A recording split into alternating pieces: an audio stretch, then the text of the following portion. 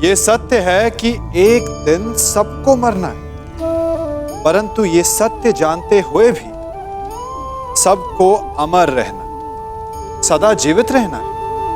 आप भी सदा जीवित रहना चाहते होंगे, अपने संतान और उनकी संतान को आनंद करते देखना चाहते होंगे, अपना व्यापार बढ़ते देखना चाहते होंगे। परंतु बड़े बड़े ज्ञानियों ने तो यही कहा है कि कोई भी अमर नहीं, किसी ना किसी रूप में कोई रोग, विनाश या मृत्यु आपको पकड़ ही लेंगे, है ना? परंतु यदि मैं आपसे कहूं कि आप अमर हो सकते हो, आप सदा जीवित रह सकते हो, तो क्या आप मेरा विश्वास करेंगे? नहीं? जानते हैं ये दिया क्या कर रहा है? ये दिया अमर हो रहा है, अपनी लौ से अनेक दिए जलाए। हाँ, कुछ समय पश्चात ये स्वयं बुझ जाएगा, परंतु अपना प्रकाश जीवित रखेगा। और यही सीधा सा रहस्य है अमर होने का, क्योंकि दीपक का अस्तित्व उसके प्रकाश से है। प्रकाश नहीं तो दीपक समा, और यदि प्रकाश जीवित रहेगा तो दीपक का लक्ष्य पूर्ण हो जाएगा। उसी प्रकार मृत्यु तब नहीं होती जब शरीर मरता है। मृत्यु तब होती है जब हमारी सोच, हमारी विचारधारा, हमारा ज्ञान, हमारा सम्मान मर जाता है। इसीलिए अपने ज्ञान, सोच और प्रेम को बांटे, ठीक इस दीपक की भांति, जिससे कई दीपक जलें और वो कुछ और दीपक जलाएं, और आप सदा सदा के लिए अमर हो जाएं। मेरे प्रतिशोध की अग्नि से तुम्हारे राज्य का हर एक घर राख हो जाएगा।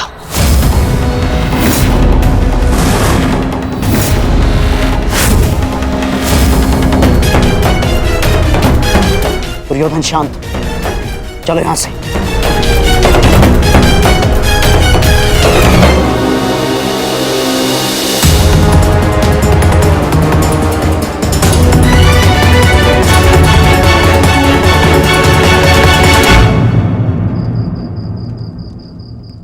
प्रणिपात महाराज। महारानी का स्वास्थ्य तब कैसा है? भाई खोने की पीड़ा है कंक, जाते जाते ही जाएगी। अभी अपने कक्ष में विश्राम कर रही है। यदि कोई आवश्यकता पड़े तो स्मरण कर लीजिएगा महाराज। सबसे अधिक आवश्यकता के समय तुम सहायता कर चुके हो कंक।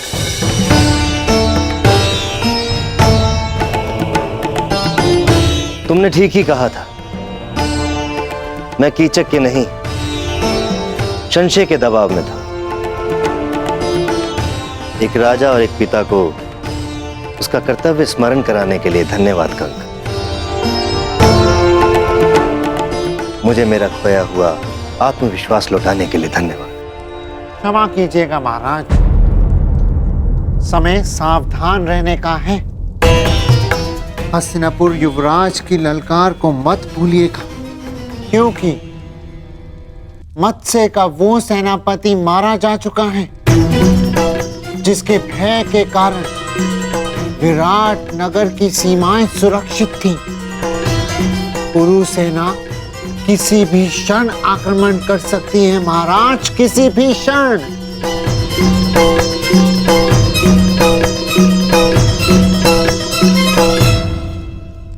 ठीक कहा कंक तुमने, सच में संकट की घड़ी आ गई है। मैं आसक्त हूं और कुमार उत्तर तो अभी स्वयं बालक है। इस संकट की घड़ी में तुम्हें कोई मार्ग दिखाओ।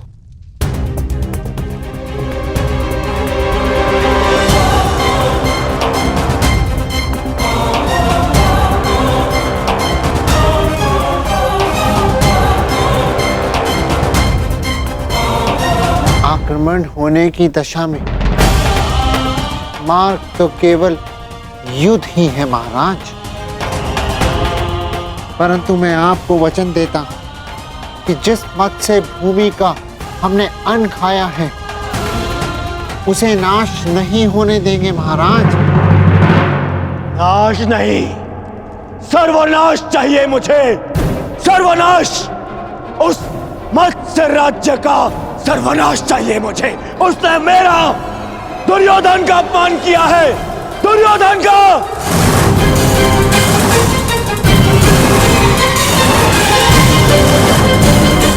उस अपमान का कारण स्वयं तुम हो दुर्योधन। अतिथि की मर्यादा तुमने भंग की है।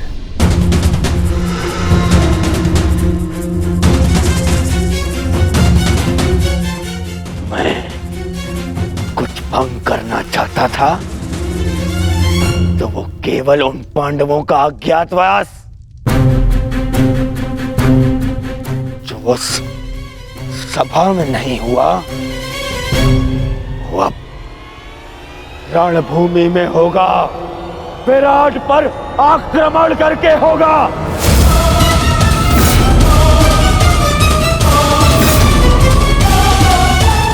मूर्खता से पूर्ण प्रलाप बंद करो दुर्योधन।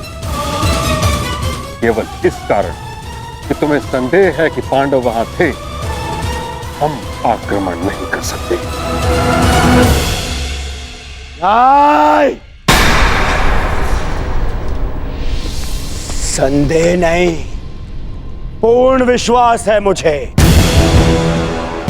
वो सैरंद्री ही पांचाली थी।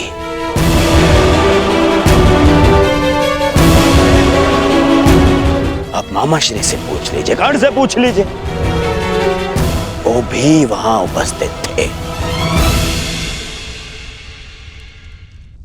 सर्वप्रथम तुम मुझे उत्तर दो, क्या तुमने पांडवों को देखा?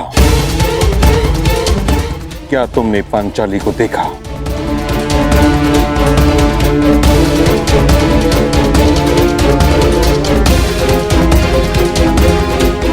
मैं बस देखने ही वाला था।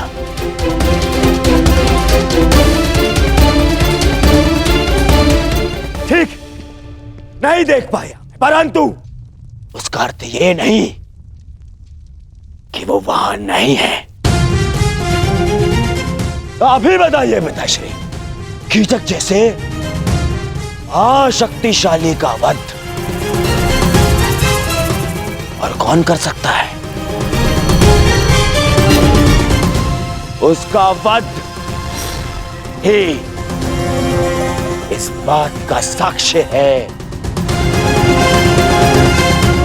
कि भीम वहां उपस्थित था।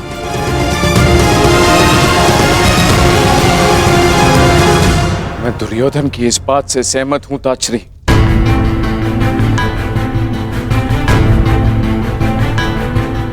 महाराज, कड़ी धूप में हमें आभास होता है कि दूर कहीं जल है, परंतु पास जाने पर ज्ञात होता है कि वह हमारा भ्रम था।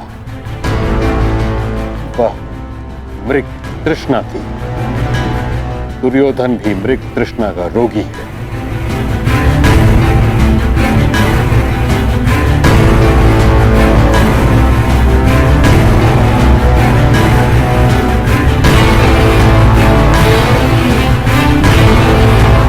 आपको क्या लगता है मैं मूर्ख हूं? शत्रुता के कारण समस्त राज्य को युद्ध की अग्नि में जो झोंक दे वो मूर्ख नहीं है तो और क्या है?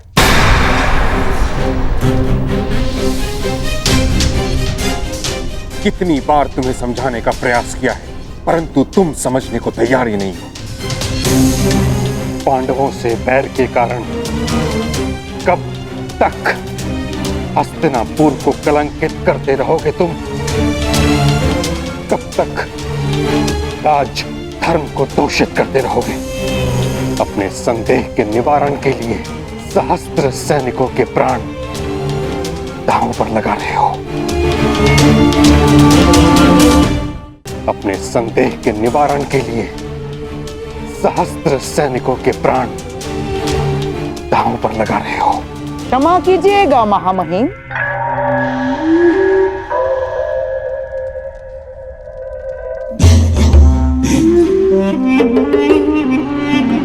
परंतु मनुष्य के निर्णय लेने के पीछे केवल दो ही तो कारण होते हैं, एक विश्वास और दूसरा संदेह। आपको संदेह था महाराज धृतराष्ट्र की योग्यता पर, इसीलिए आपने महाराज धृतराष्ट्र के भाई महाराज पांडु को राजा बना दिया।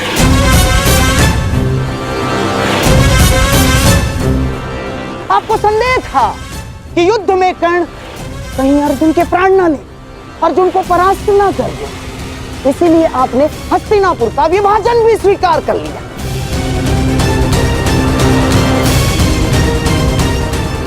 आपको संदेह था कि द्यूत सभा में आपके प्यारे पांडवों के साथ कोई छल ना हो जाए, इसीलिए आपने नियम बनाए। और इस समय भी आपको संदेह ही है कि कहीं मेरा प्यारा दुर्योधन आपके प्रिय पांडवों को खोज ना ले और फिर से उन्हें वनवास ना जाना पड़े। महामहिम, बस करिए गंधाराज।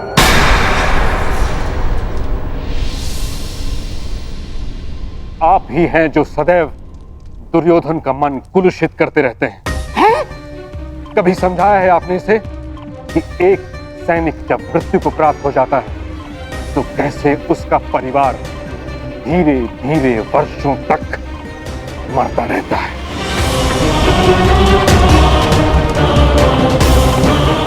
सहस्त्रों सैनिकों के प्राण का कोई मोल है? मुझे मोल नहीं है।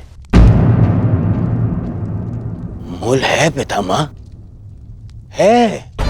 मुझे कुछ 100 सैनिकों का नहीं, उन लाखों सैनिकों के प्राण का मोल है। यदि ये युद्ध नहीं हुआ तो पांडव प्रस्तुत होंगे और फिर महायुद्ध होगा। ऐसा महायुद्ध जिसमें लाखों सैनिक अपने प्राण गंवाएंगे, फिर लाखों परिवार थोड़ा थोड़ा करके हर दिन मरते रहेंगे।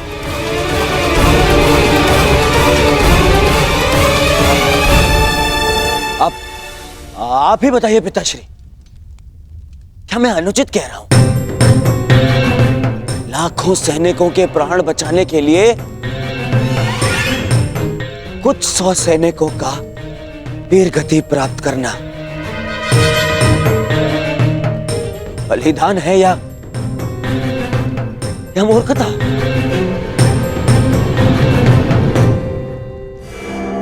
मैं तो कहता हूं कि विराट पर आक्रमण करके पांडवों का अज्ञातवास भंग करना ही नीति है। यही नीति है पितामह।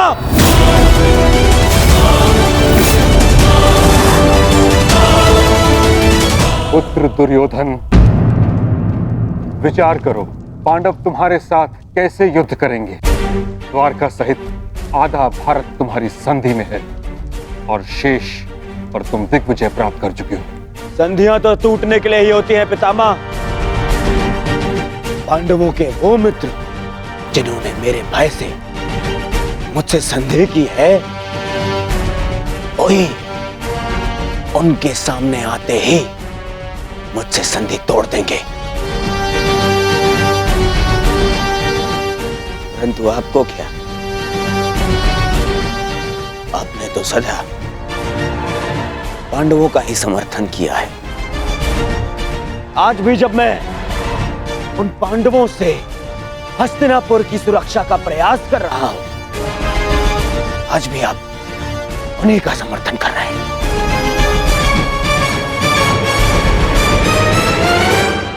क्या तुम्हें विश्वास है कि पांडव विराट नगर में हैं? उतना ही जितना इस बात पर है कि आप हस्तिनापुर के राजा हैं।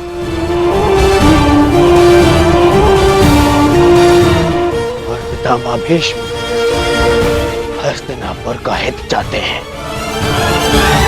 पिताश्री, यदि पांडवों का अज्ञातवास पूर्ण हो गया तो वो अवश्य युद्ध करेंगे।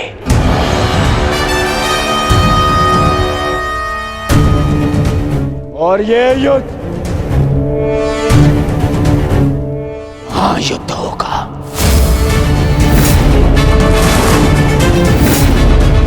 महाभारत होगा, जिसमें महाविनाश होगा।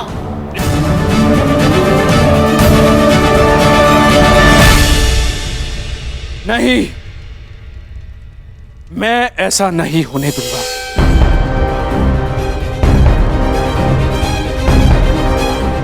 यदि विराट पर हमला करने से ये महायुद्ध, ये महाविनाश टल सकता है, तो मुझे पुत्र दुर्योधन का ये प्रस्ताव स्वीकार है।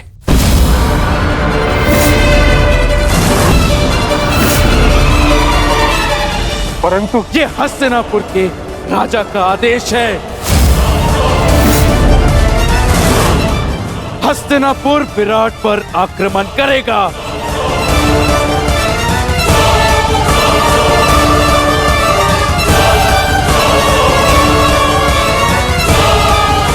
युद्ध की तैयारी हो।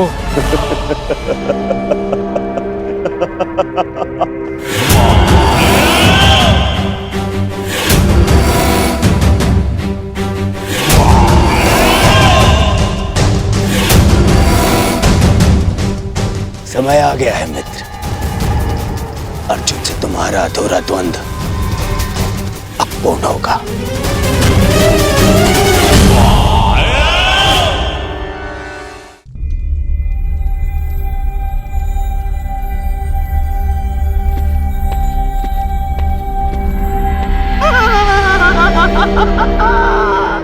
अब तुम बच नहीं सकते मेरे प्यारे भांजे पांडवों।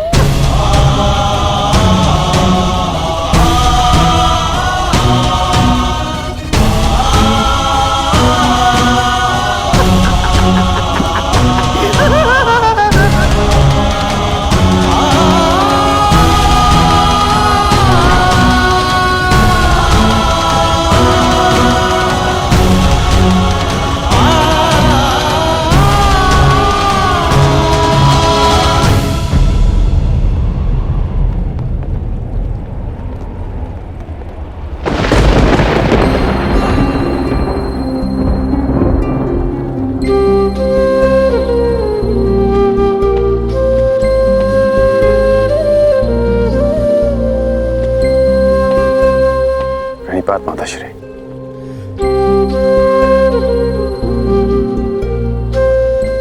मैं जानता हूं आप आज मुझे विजयी होने का आशीर्वाद नहीं देंगे। मैं आज कुछ देने नहीं, स्मरण दिलाने आई हूं। तुम्हें ज्ञात होगा कि मेरे पुत्र और पुत्रवधू के साथ छल हुआ है। जो इंद्रप्रस्थ के सम्राट थे, वो पिछले 12 वर्ष से वन में भटक रहे।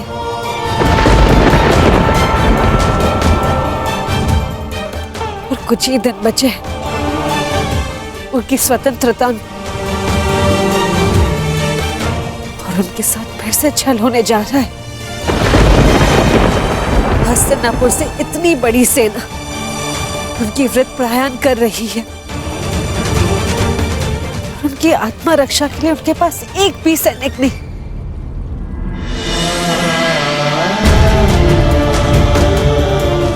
मुझे पूर्ण विश्वास है कि तुम मेरे पुत्रों के साथ एक और अन्याय नहीं होने दोगे। मैं तुम्हें स्मरण दिलाने आई हूँ कि माताश्री,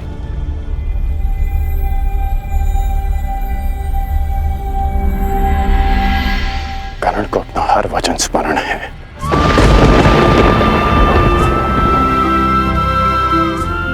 मैंने युवराज दुर्योधन के लिए शस्त्र उठाने का वचन दिया है।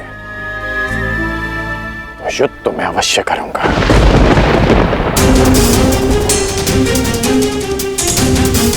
परंतु मैंने एक और वचन दिया है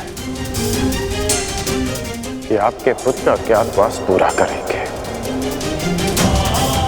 और ये वचन भी मैं अवश्य पूरा करूंगा।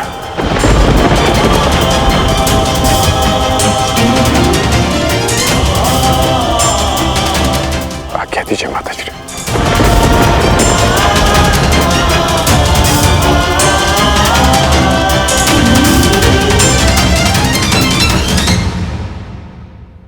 आप किसे मित्र मानते हैं?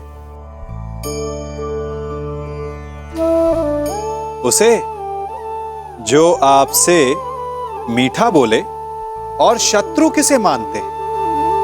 उसे जो आपसे कड़वा बोले? नहीं, शत्रुता और मित्रता दोनों का निर्णय उनकी बातों से नहीं होता। कभी कभी मीठा बोलने वाला आपका शत्रु हो सकता है, और कभी कभी कड़वा बोलने वाला आपका मित्र। ठीक उसी भांति जैसे मीठा सोम रस हानिकारक होता है और कड़वी औषधि लाभदायक, इसीलिए किसी को भी उसके शब्दों से नहीं, उसके कर्मों से पहचानिए, क्योंकि मनुष्य के कर्म ही उसकी पहचान होती कि वो शत्रु है या मित्र। मत्स्य में आज एक नया सूर्य उदय हुआ है। मत्स्य का राजा मैं पहले भी था, परंतु स्वतंत्रता का आभास नहीं होता था मुझे। आज वर्षों के पश्चात यहाँ की वायु में स्वतंत्रता अनुभव कर रहा हूं मैं। अनुभव हो रहा है कि मेरे पास भी शक्ति है। अब मुझे हस्तिनापुर से युद्ध होने का कोई भय नहीं। जिसके पास तुम्हारे जैसा हितैषी हो, उसे कैसा भय कंक? तुम्हारे प्रोत्साहन से आज फिर से मैं स्वयं को एक शक्तिशाली राजा अनुभव कर रहा हूं। महाराज, मनुष्य को शक्ति आत्मविश्वास से मिलती है। यदि आत्मविश्वास है तो मनुष्य स्वयं की और अपनों की रक्षा कर सकता है।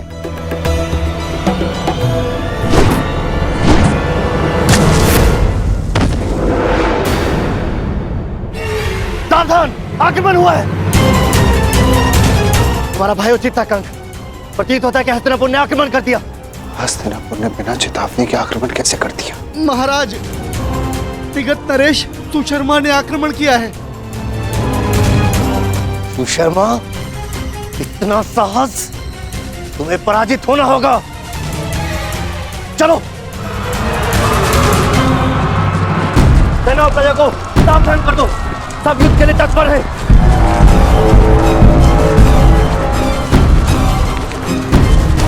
ये जानते हुए भी कि मत्स्य दुर्योधन का मित्र राज्य है, सुशर्मा ने आक्रमण का साहस किया। ये तब तक संभव नहीं जब तक उसे किसी बड़ी शक्ति का समर्थन प्राप्त न हो। इसका अर्थ ये सब दुर्योधन ने करवाया।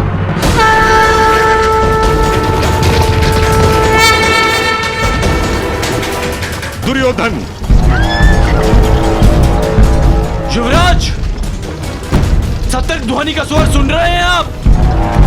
हमें उन्हें बताना होगा कि हम मत्स्य पर आक्रमण करने नहीं आए। हमें केवल पांडव चाहिए।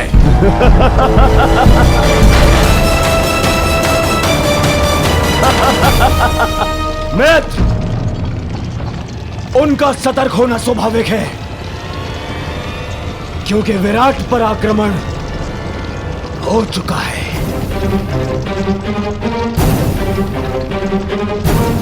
सुशर्मा की सेना दक्षिण छोर से विराट पर पहले ही आक्रमण कर चुकी है।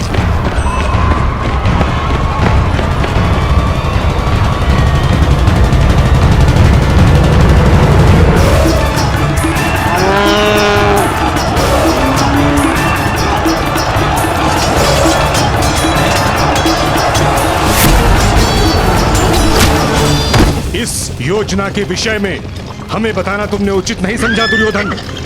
मैं हस्तिनापुर का युवराज हूँ। मुझे अपनी हर एक योजना सबको बताने की आवश्यकता नहीं है। आज पांडवों के अज्ञातवास का अंतिम दिवस है। विराट नगर के दक्षिण द्वार पर सुशर्मा ने आक्रमण किया है।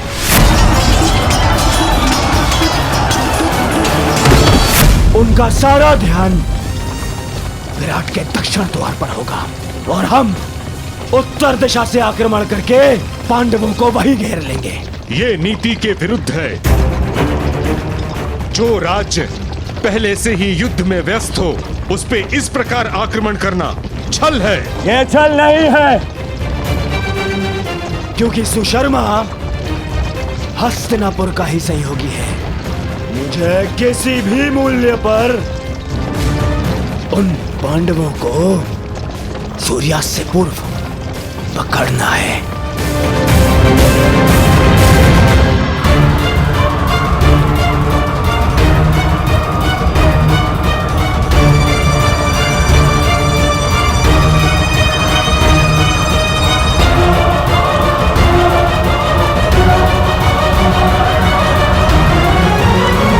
दक्षिण द्वार पर आक्रमण की सूचना सुनते ही वो पांडव उत्तर दिशा से निकलने का प्रयास करेंगे। उत्तर द्वार उस दिशा में चले।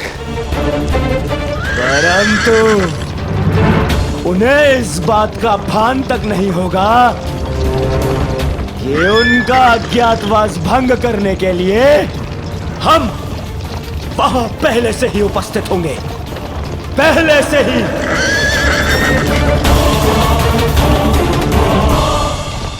दुर्योधन अपने साथी, महारथी और सेनापति को इस प्रकार योजना से अवगत न रखना असम्मान माना जाता है और इस प्रकार से छल करके आक्रमण करना अधर्म। मैं आपको साथ केवल इसलिए लाया हूं पितामह, ताकि आप सब इस बात के साक्षी हो सके कि मैंने पांडवों का अज्ञातवास धर्म सम्मत भंग किया है।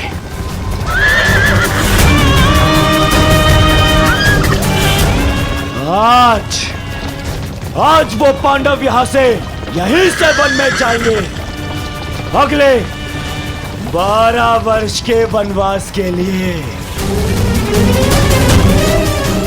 चलो सारथी, गति बढ़ाओ, आगे बढ़ो। मामा श्री, आपको अपनी योजना पर विश्वास है ना? मुझे पूर्ण विश्वास है दुर्योधन। पांडव विराट नगर से बाहर निकलने के लिए उत्तरी द्वार का ही प्रयोग करेंगे। देख लेना तुम।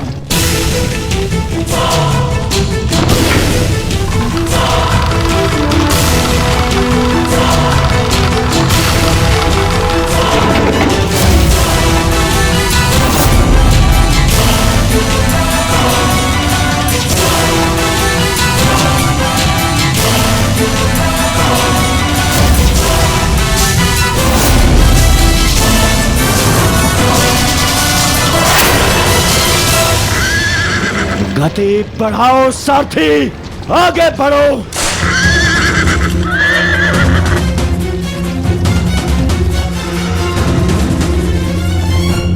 बस सूर्यास्त की देर है, उसके पश्चात हमारा अज्ञातवास संपन्न। ज्येष्ठ शीघ्र ही यहाँ पहुंचते होंगे, उसके पश्चात हम यहाँ से निकल जाएंगे।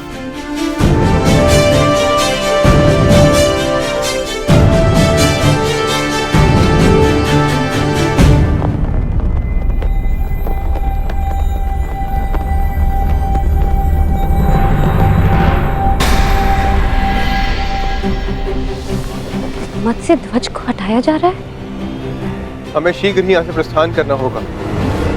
नहीं,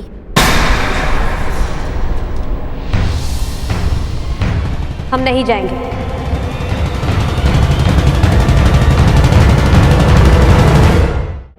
परंतु क्यों? क्योंकि जब हमें 1 वर्ष का अज्ञातवास बिताने के लिए स्थान की आवश्यकता थी, हमने यहाँ पर शरण ली, यहाँ का अन्न खाया है हमने।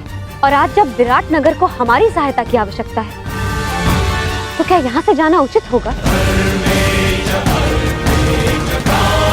ये क्या कह रही हो पांचाली? वही जो सत्य है और वही जो मैं तुम सबसे कहना चाहता हूं। यदि विराट नगर में हमें छिपने का स्थान नहीं मिलता, तो अब तक हम सब पकड़े जाते और फिर से वनवास काट रहे होते। ये समय विराट राज का ऋण चुकाने का। परंतु ज्येष्ठ, उन्होंने हमें पहचान कर सहायता नहीं की थी, उन्होंने हमें काम पर रखा। तो इस नाते वो हमारे स्वामी हुए और बिना उन्हें सूचित किए हमारा यहां से जाना भी अधर्म है। धर्म? इसी धर्म के कारण हमें द्यूत में हार मिली। इसी धर्म के कारण आपने फिर से द्यूत खेला। परंतु अब नहीं ज्येष्ठ, केवल एक बार हमारी बात मान लीजिए। पांचाली के खुले काले केशों को देखिए, उस प्रतिज्ञा का स्मरण कीजिए जो हम सबने मिलकर ली थी।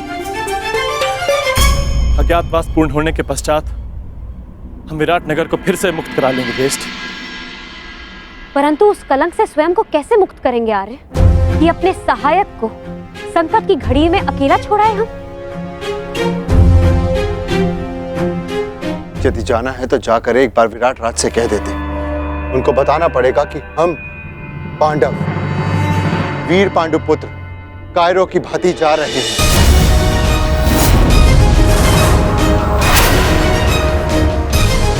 ज्येष्ठ भ्राता श्री सही कह रहे हैं सहदेव। यही समय है, अपने शस्त्रों पर आई धूल हटा ली जाए।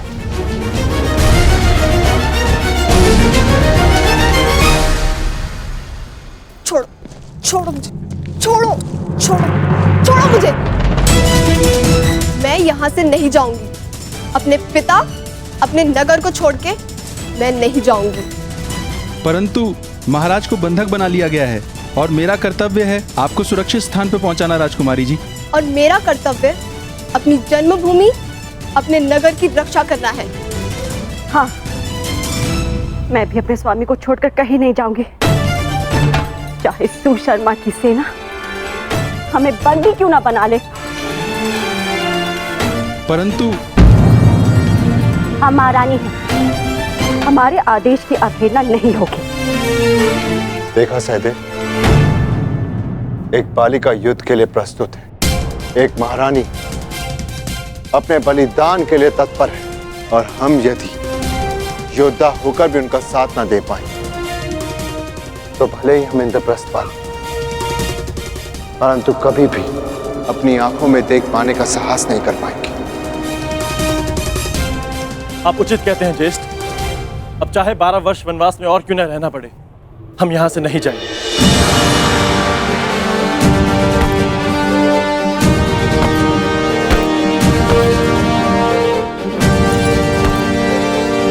भयभीत होने की कोई आवश्यकता नहीं है माताश्री, मैं आपकी रक्षा करूंगा। मेरे होते हुए राज्य पर कोई कुरुदृष्टि नहीं रख सकता। कहां प्रयाण की तैयारी कर रहे हैं युवराज? युद्ध के लिए। ज्ञात है ना, मेरे पिताश्री को शत्रुओं ने बंदी बना लिया है। मैं एक योद्धा हूं, मैं युद्ध करूंगा उनसे, विराट नगर का मान बचाऊंगा। क्षमा चाहती हूँ युवराज, आप अभी बालक हैं, युद्ध कैसे लड़ेंगे? क्यों? संकट के समय में राज्य की रक्षा करना तो युवराज का धर्म है। मेरे पिता मत्स्य राज अभी संकट में, और पुत्र और युवराज होने के नाते ये मेरा कर्तव्य है। निसंदेह युवराज, ये आपका धर्म है, परंतु आपका सुरक्षित रहना भी अत्यंत आवश्यक है।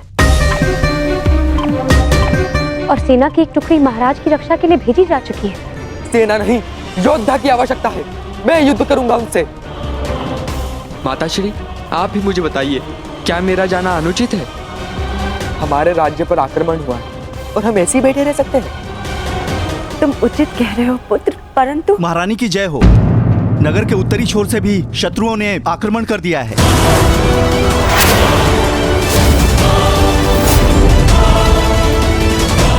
सुशर्मा ने तो दक्षिण दिशा से आक्रमण किया था,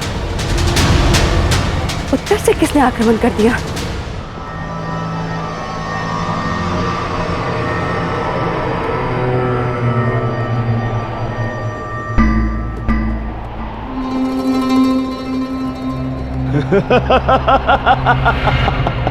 अब कहां छुपेंगे पांडव पुत्र?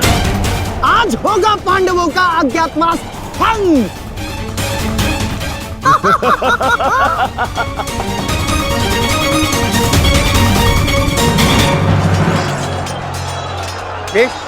ये तो मवेशी को ले आ रहे हैं। विराट की संपत्ति की रक्षा करना भी हमारा कर्तव्य है। आज्ञा दीजिए ज्येष्ठ।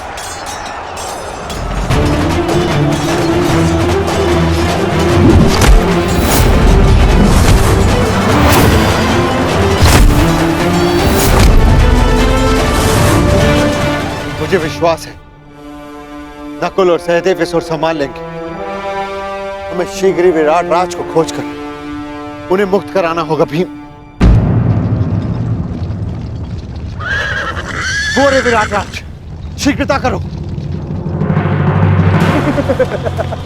बड़ा विराट राजा बनता था, कीचक ही तुम्हारी शक्ति थी। उसके बिना तू एक बूढ़ा हारा पुरुष है विराट राज।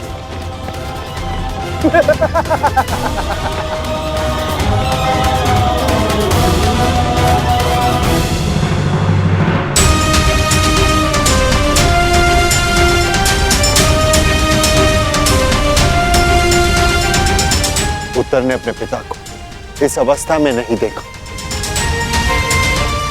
यह श्रेयस्कर हुआ, परंतु सुशर्मा के पुत्र उसे जिस अवस्था में देखेंगे भूल नहीं पाएंगे, क्योंकि मैं सुशर्मा के प्राण ले लूंगा। सावधान भीम, संभल कर प्रहार करना। तुम्हारी शक्ति से तुम्हारी पहचान हो सकती है, संभल कर।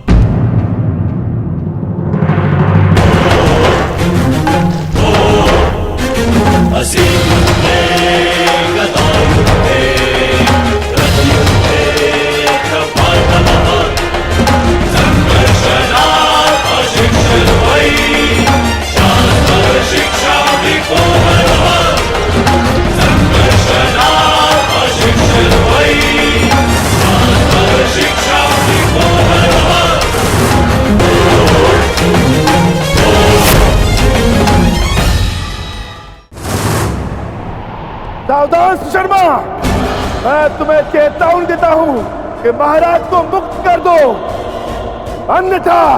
कौन हो तुम? वल्लभ, महाराज का प्रमुख रसोइया। हमारे अभी इतने बुरे दिन नहीं आए कि हम एक रसोइये से युद्ध करें। वैसे अब तुम हमारे लिए भोजन बनाने का अभ्यास कर लो, क्योंकि अब हम यहाँ के नए राजा हैं। सैनिकों, बंदी बना लो इसे।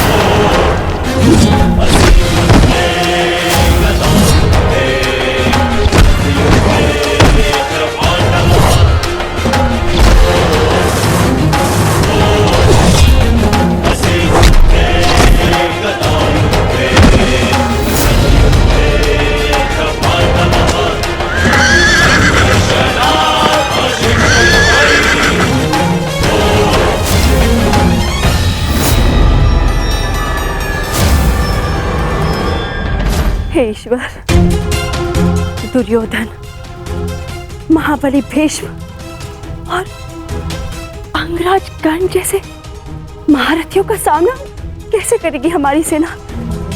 कैसे करेगी? युद्ध का वास्तविक आनंद तो महारथियों के साथ लड़ने में ही आता है माताश्री। अब आएगा युद्ध का आनंद। अब सिद्ध होगा कि आपका पुत्र कितना बलशाली, कितना वीर है। अब आप देखना कैसे मैं महान धनुधारी अर्जुन के भांति अपने बाणों से कौरवों का नाश करता हूं। अत्यंत उत्साही मत बनो पुत्र। क्षमा चाहती हूँ महारानी, परंतु युवराज का कहना उचित है। ये कैसी बात कर रही हो सारंधरी? युवराज अभी बालक है, वो भीष्म और कर्ण जैसे महायोद्धाओं का सामना कैसे कर पाएंगे? कर सकता हूं, परंतु एक समस्या है। एक उत्तम सारथी की आवश्यकता है, अन्यथा उन कौरवों को मैं धूल चटा दूं।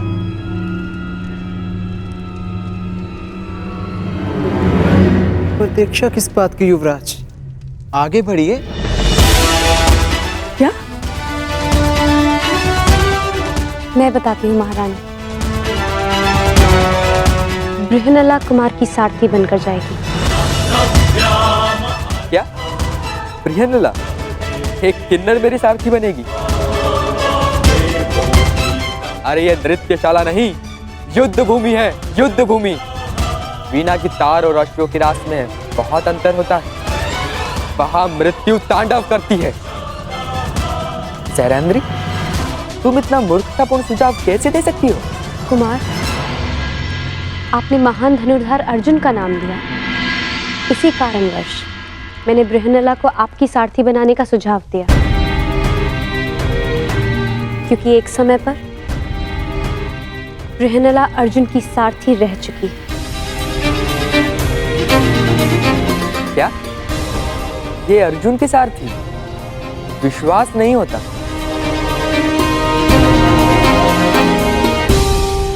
ठीक है, अब कोई और मार्ग भी नहीं।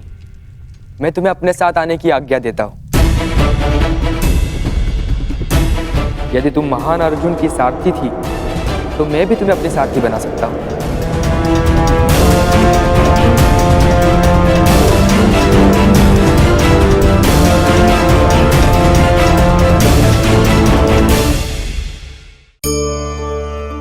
हमारे जीवन में दो संबंधों का बड़ा महत्व है, क्योंकि दोनों सीधे हृदय से जुड़ते हैं। एक मित्रता और दूसरी शत्रुता। हृदय से जुड़ने वाली मित्रता और शत्रुता अधिकतर हमारे वचनों से जन्म लेते हैं। जब हम सफलता के कारण अधिक उत्साह में होते हैं या किसी हानि के कारण आक्रोश में होते हैं, उस समय हमारे वचनों पर हमारा नियंत्रण नहीं रह पाता। ऐसी स्थिति में हम कुछ ऐसा बोल जाते हैं कि सामने वाला उसे हमारा अहंकार समझकर हमसे मित्रता तोड़ देता है या अपना अपमान समझकर हमसे शत्रुता साध लेता है। क्रोध उस उबलते जल के समान होता है जो शत्रु को जला पाए या ना जला पाए, परंतु वो स्वयं को भाप बनाकर अवश्य नष्ट करता रहता है। इसलिए मुख से वचन निकालने से पूर्व श्रेयस्कर यही है कि उसे आत्मा के तराजू में तौल लिया जाए, क्योंकि एक पल में निकला हुआ वचन कई जन्मों तक दंड बन सकते हैं।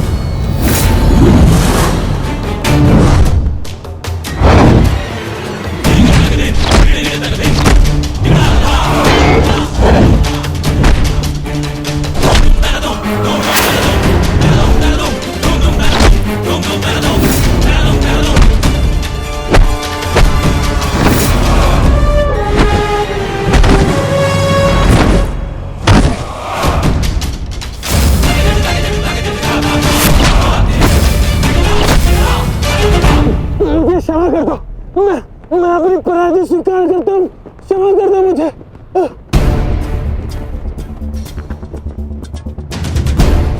इतने भी बुरे दिन नहीं आए के प्राणों की भीख मांग रहे एक याचक को निराश करूं।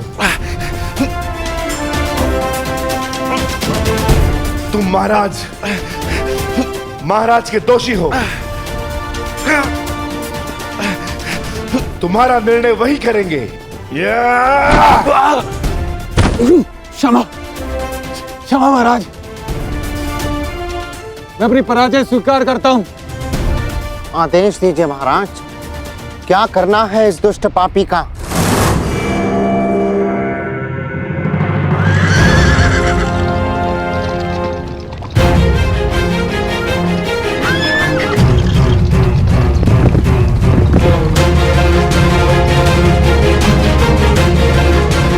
बृहन्नला, युद्ध में सारथी का महत्व महारथी से कम नहीं होता। यदि आज तुमने चतुराई से रथ नहीं चलाया तो मैं अपने पूर्ण कौशल का उपयोग नहीं कर पाऊंगा। मुझे आज महामही भीष्म, महाबली कर्ण और महान द्रोण जैसे महारथियों को परास्त करना है। और ज्ञात रहे, जिस गति से मेरे बाण चले उसी गति से ये रथ चलना चाहिए। जो आदेश युवराज, मैं प्रयास करूंगी कि आपको नाराज ना करूं।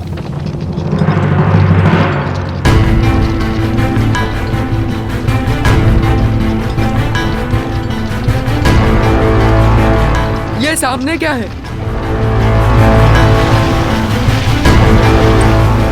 रथ की गति बढ़ाओ बृहन्नला, मुझे स्पष्ट नहीं दिख रहा है।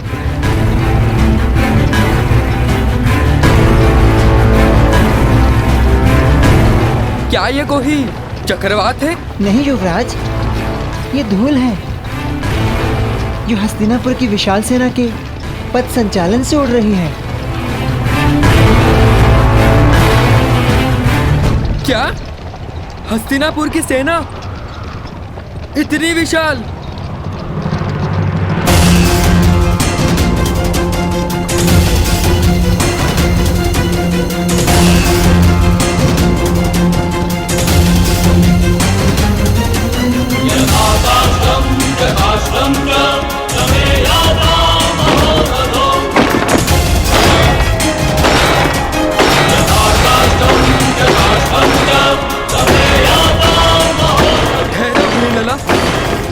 मैंने कहा रथ रोको बृहन्नला।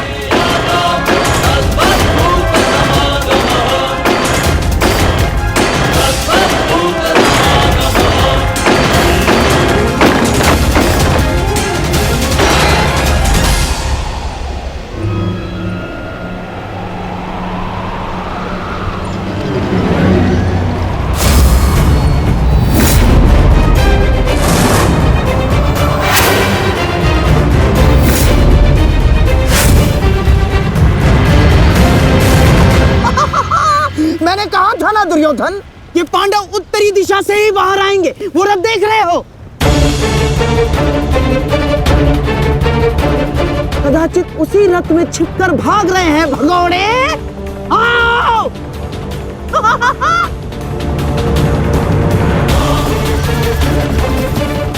जो भी हो, ये पांडव सदा अचंभित कर ही देते हैं। हस्तिनापुर की इतनी बड़ी सेना के समक्ष केवल एक पांडव पुत्र। दुर्भाग्य, दुर्भाग्य, दुर्भाग्य। केवल अब 4 पांडव वन में जाएंगे, क्योंकि एक का आज ही अंत हो जाएगा। यही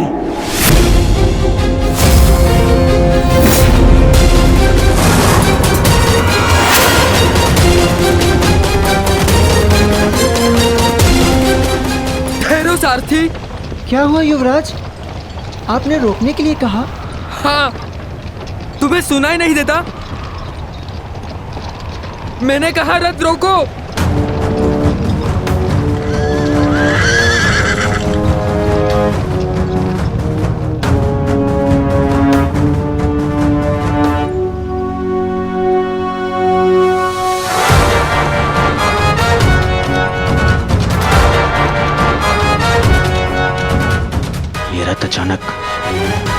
अचानक रुक क्यों गया?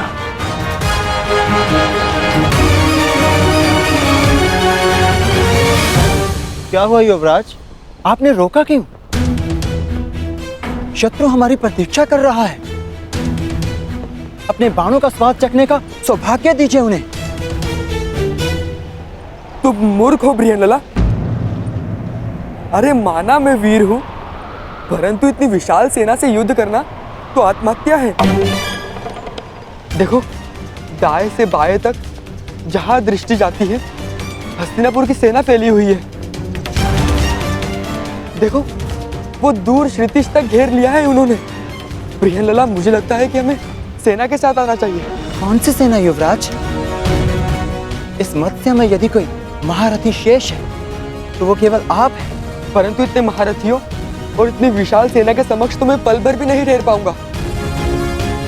नहीं, तुम रथ को पुनः महल ले चलो। नहीं युवराज, ऐसा सोचना भी अधर्म है।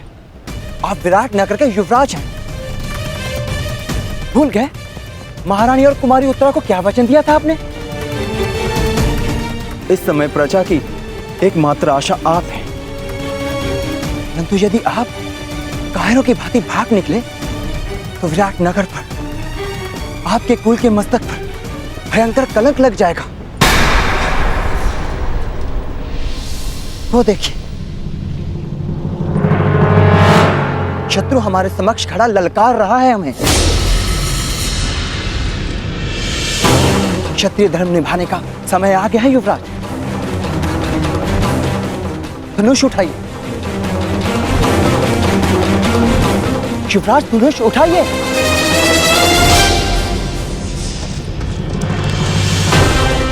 युवराज रुक जाइए, कायरता मत दिखाइए। शत्रु को पीठ दिखाकर भागना एक सबसे बड़ी मूर्खता है। एक योद्धा के लिए सबसे बड़ा पाप है। पाप सह लूंगा, परंतु इस सेना के वार नहीं सह पाऊंगा। मुझे नहीं कहलवाना योद्धा, मुझे अपने प्राण अधिक प्रिय है।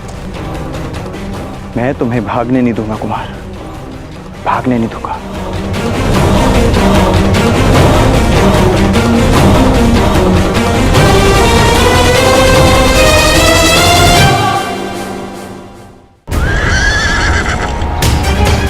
ठहरिए युवराज, मैं कहती हूँ ठहरिए। कायर मत बनिए युवराज, रुक जाइए।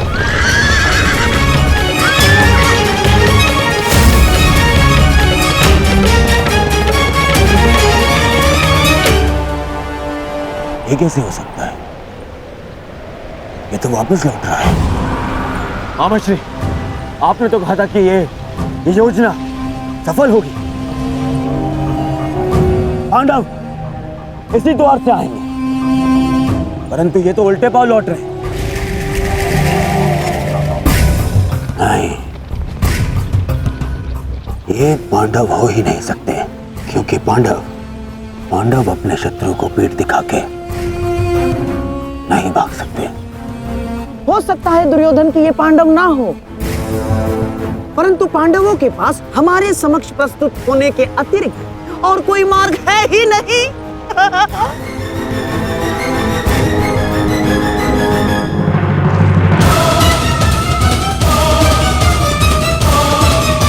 आप भाग नहीं सकते कुमार। कोई और मार्ग नहीं है बृहनला। मैं इतनी शक्तिशाली सेना से युद्ध नहीं कर सकता। परंतु मेरी दृष्टि में युद्ध के अतिरिक्त कोई मार्ग नहीं।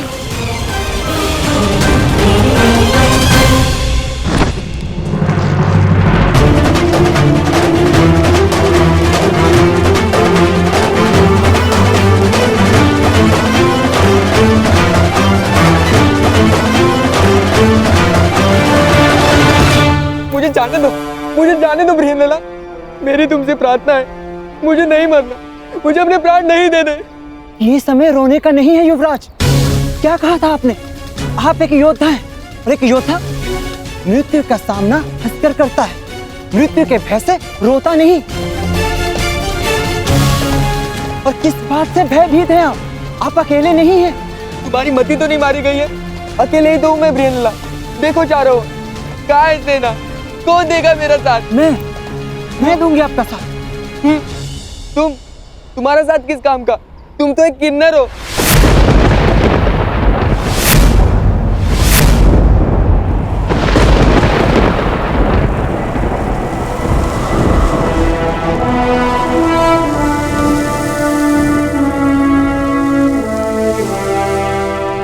नहीं उत्तर।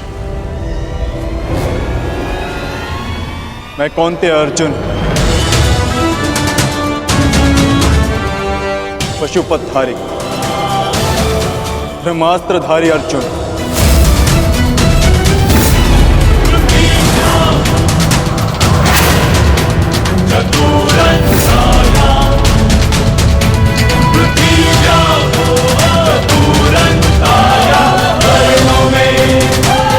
असंभव।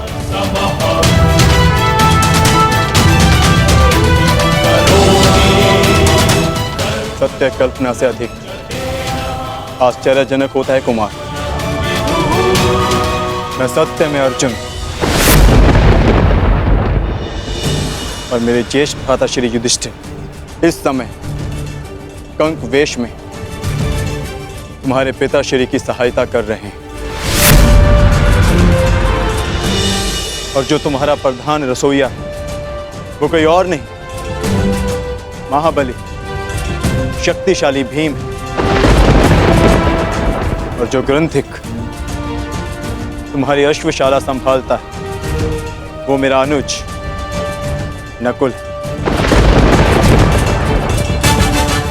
और जो तुम्हारी गौशाला संभालता है कोई तांतीपाल नहीं, मेरा अनुज सहदेव। और तुम्हारी माता की दासी सैरेंद्री, स्वयं याज्ञसेन, पांचाली। हम पांचों भाई यहाँ अज्ञातवास में, परंतु इस अज्ञातवास में तुम्हें तुम्हारे साहस का ज्ञान कराना कदाचित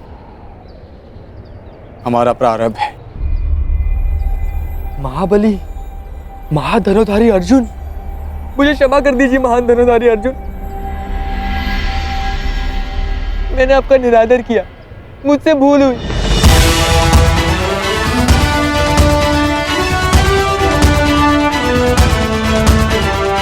ये तुम्हारी भूल नहीं, हमारी सफलता है जो तुम हमारा वास्तविक रूप पहचान नहीं पाए। परंतु भविष्य में किसी को छोटा समझकर उसका निरादर करना सबसे बड़ी भूल होगी। मनुष्य भिक्षुक हो या राजा, सबसे पहले मनुष्य होता है और हर मनुष्य को सम्मान पाने का अधिकार है। यह मेरा सौभाग्य है कि मुझे आपका साथ मिला। अब मेरे लिए क्या आदेश है? आदेश नहीं, निवेदन है। जिस मत्स्य ने हमें शरण दी उसका आदर बना रहे, इसलिए हमें पुनः रणभूमि लौटना है। आपको अपने साथ पाकर मुझ में साहस जाग गया है। चलिए विराट के शत्रुओं का नाश कर देते हैं। निसंदेह, परंतु महाबलियों का सामना करने के लिए हमें कुछ वस्तुओं की आवश्यकता होगी। उस वृक्ष पर लटके श्वेत वस्त्र में हमारी कुछ वस्तुएं।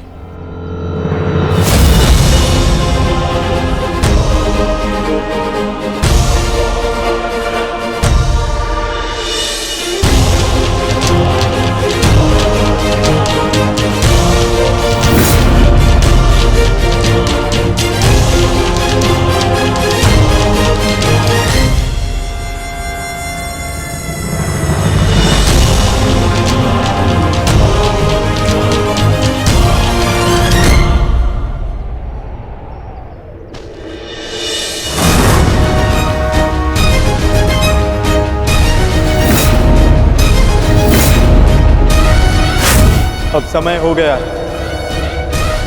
हमें रणभूमि में लौटना होगा।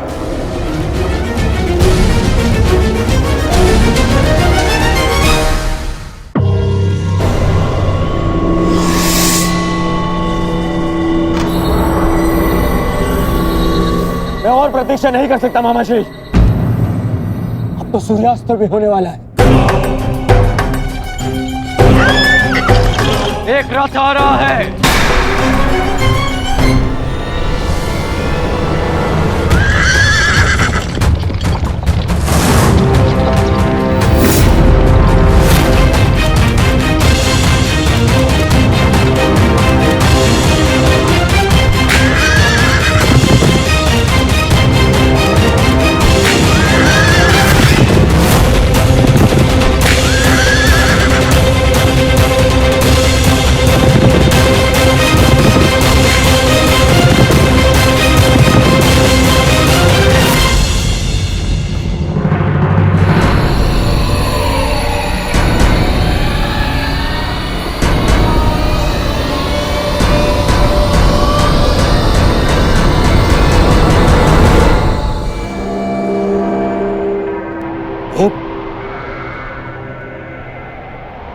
ये तो एक स्त्री है।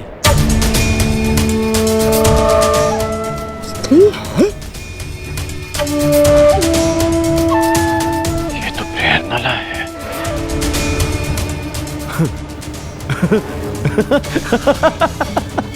देख रहे हैं मामा श्री, विराटनगर का युवराज सारथी बना हुआ है और वो भी एक स्त्री का। ना ना ना ना ना ना ना, स्त्री का नहीं दुर्योधन, एक किन्नर का। किन्नर।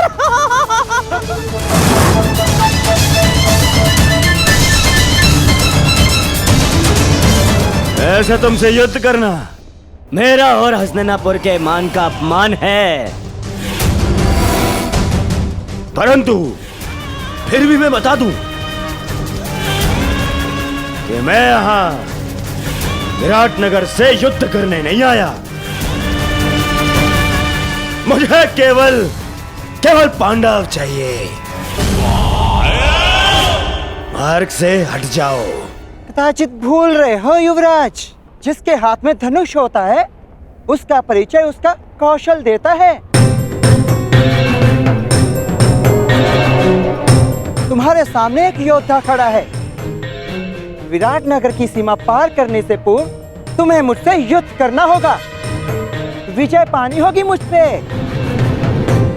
कल्पना अच्छी है किन्नर, परंतु एक किन्नर से युद्ध करना देख वजह दुर्योधन के सम्मान के विरुद्ध है।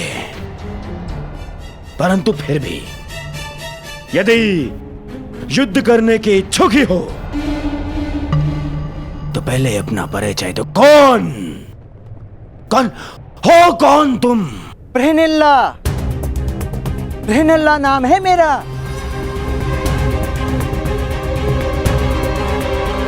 अब तक तो कुमारी उत्तरा की संगीत शिक्षिका थी, परंतु इस समय विराटनगर की रक्षिका हूं मैं। द्वंद्व से पूर्व महान महारथी भीष्म और महान आचार्य द्रोण को मेरा प्रणाम।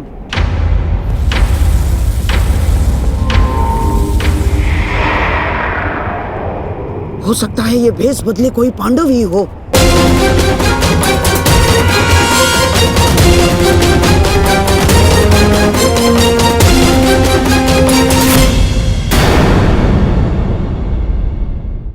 कभी चुंबक को देखा है? कैसे वो लोहे की ओर आकर्षित होता है और कैसे वो लोहे को अपनी ओर आकर्षित करता है, क्योंकि उसके स्वभाव में ही आकर्षण है। हम सबके भीतर भी एक ऐसा ही चुंबक होता है, विचार का चुंबक, जो सदा अपने ही जैसे विचारों को आकर्षित करता है। हम जो बोते हैं वही काटते हैं। उसी प्रकार हम जैसा सोचते हैं वैसा ही पाते हैं। साधु ईश्वर का नाम जपता है तो उसे ईश्वर मिल जाता है। अर्थात फल हमारी सोच पर निर्भर करता है। ओस की बूंद यदि केले के पत्ते पर गिरे तो वो कपूर बन जाती है, सीप में गिरे तो मोती, और यदि विषधर के मुख में गिरे तो विष। बूंद एक है, परंतु उसके प्रारब्ध भिन्न है, क्योंकि उसे आकर्षित करने वालों का व्यवहार भिन्न है। इसलिए यह आप पर निर्भर करता है कि आपको भविष्य में विष चाहिए या अमृत। स्मरण रखें, हम वही बन जाते हैं जैसा हम सोचते हैं, जैसा विश्वास रखते हैं। यह आपका विश्वास ही है जो ये निर्धारित करेगा कि आपको विष मिलेगा या अमृत। इसलिए अपनी सोच को सुदृढ़ रखिए, सकारात्मक रखिए, और फल भी सकारात्मक ही आएगा। दुर्योधन, मुझे लगता है ये स्त्री पांडवों में से ही कोई एक है। क्या कह रहे हैं मामा श्री? हाँ दुर्योधन, तुम सोचो ना, जब जब से हमने विराट पर आक्रमण किया है, पांडवों में से कोई एक नहीं दिखा, कोई नहीं। हो सकता है अपने अज्ञातवास के चलते पांडव किसी अलग भेष में रह रहे।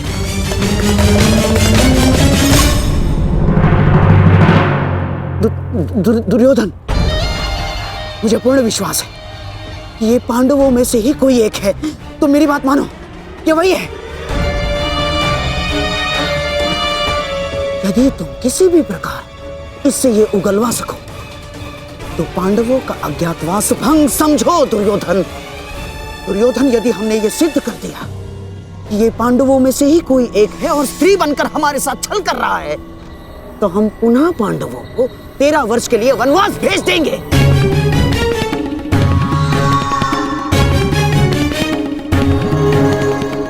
मैं आपकी योजना समझ गया मामा श्री। हाँ। मैं तुमसे अंतिम बार पूछता हूं, क्या तुम मेरी सेना से युद्ध करने के लिए तत्पर हो? रथ पर बैठकर धनुष हाथ में लेकर निश्चित रूप से संधि तो नहीं करने आई मैं हस्तिनापुर से।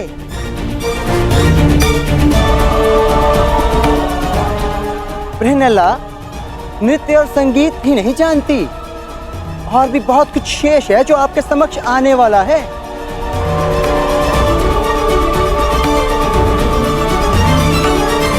देवी, हम पहले ही बता चुके हैं, हम यहाँ युद्ध के लिए नहीं, केवल पांडवों के लिए आए हैं। हमें विराट में प्रवेश करने की अनुमति दें। बस पितामह, अब आप एक किन्नर के समक्ष गिड़गिड़ाएंगे। आक्रमण! आक्रमण!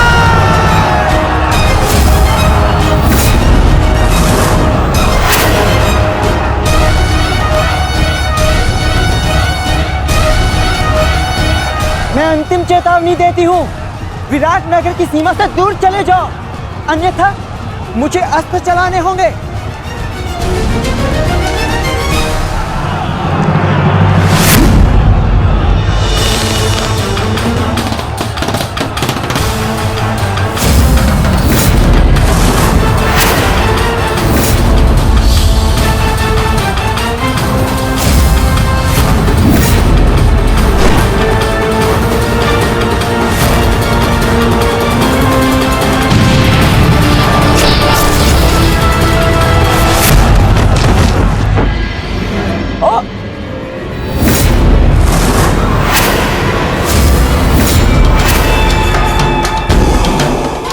असंभव।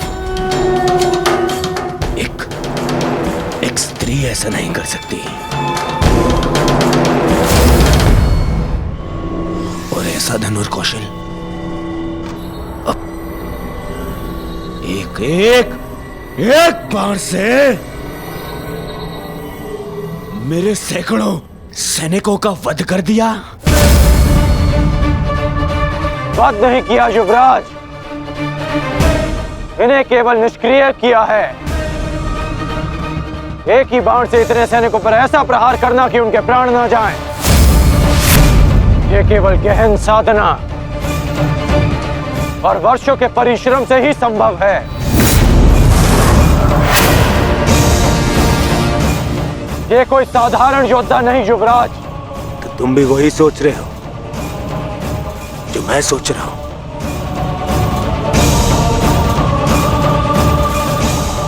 इसका कौशल तो यही संकेत कर रहा है, परंतु कैसे? ये तो एक किन्नर है। यदि ये वही है जो हम सोच रहे हैं, तो मेरा मंतव्य और तुम्हारा लक्ष्य आज एक साथ पूर्ण होंगे। बहुत गर्व है ना अपनी सैन्य शक्ति पर दुर्योधन, परंतु इन निर्दोष सैनिकों के प्राण क्यों गंवा रहे हो?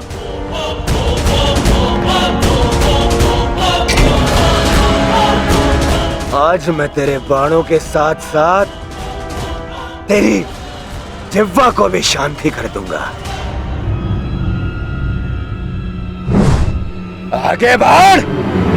तुमसे युद्ध करके मैं अपनी धनुर्विद्या का अपमान नहीं कर सकती। और वैसे भी तुम्हें धनुर्विद्या आती ही कहाँ है?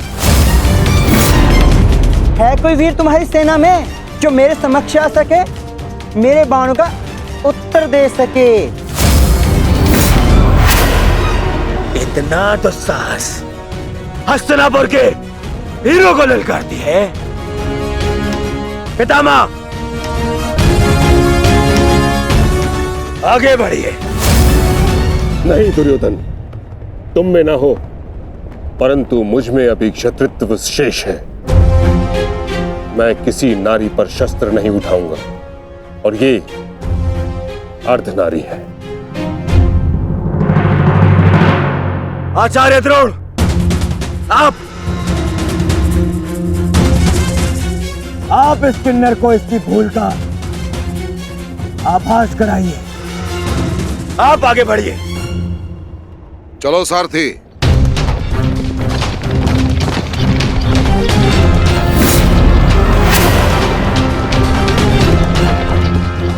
ये कैसी परीक्षा है माता, जिसने मुझे लक्ष्य भेदना सिखाया, वही मेरे समक्ष लक्ष्य बनकर खड़ा है। विश्व का श्रेष्ठ धनुर्धर बनने की क्षमता है तुम में।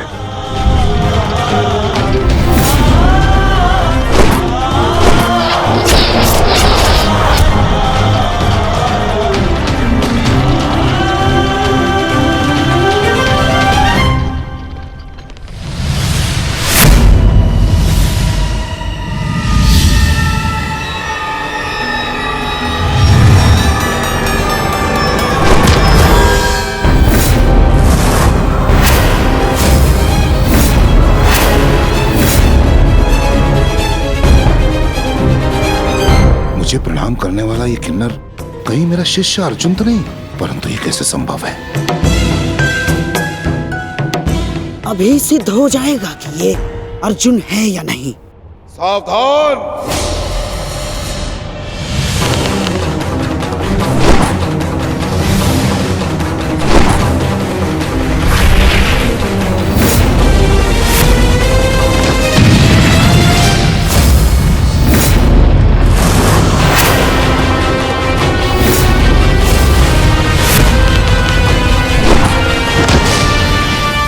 आचार्य,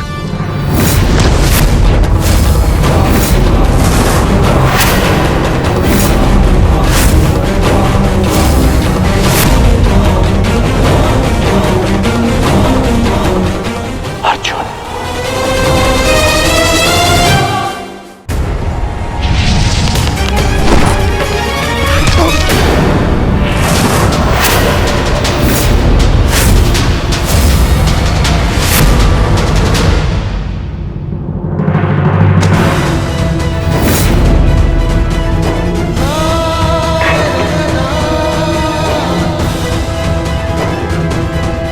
सारथी, आचार्य का रथ लौटा लो।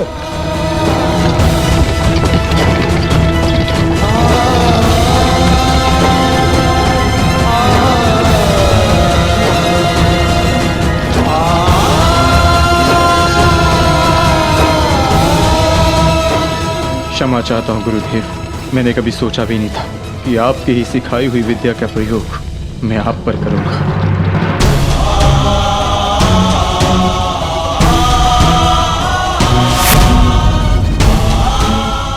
अर्जुन, तुम ऐसी मूर्खता क्यों कर रहे हो? अज्ञातवास पूर्ण होने में कुछ ही समय शेष है, फिर क्यों तुम रणभूमि में उतर आए? मैं माता कुंती को दिया वचन नहीं टूटने दे सकता।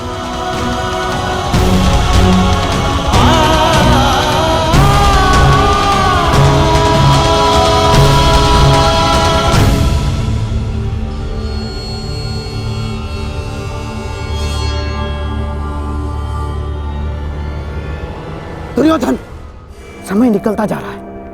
हमें शीघ्र ही इस पांडव को पराजित करके इसका वास्तविक रूप सामने लाना होगा दुर्योधन। अरे यदि ये पांडव ना हुआ तो? आंखें खोलो दुर्योधन, देखो इस साधारण किन्नर ने किस प्रकार द्रोण को पराजित किया है। किसी भी साधारण योद्धा में इतना शौर्य तो नहीं है कि आचार्य द्रोण को पराजित कर सके। तुम्हें क्या लगता है कि अर्जुन के अतिरिक्त और कौन हो सकता है? पहचानने का प्रयास करो इसे। तुम दोनों ने एक ही साथ, एक ही स्थान पर, एक ही गुरु की छत्र छाया में अभ्यास किया है। अपनी आंखों से इसे धनुर्विद्या सीखते हुए देखा है तुमने। पहचानो इसे, कौन है ये?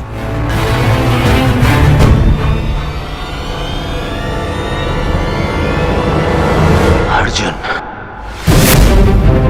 हाँ दुर्योधन, अर्जुन।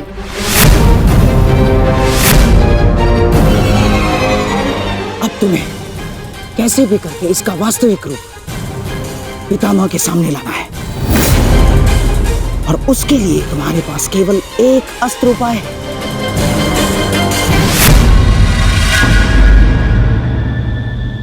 कर्ण।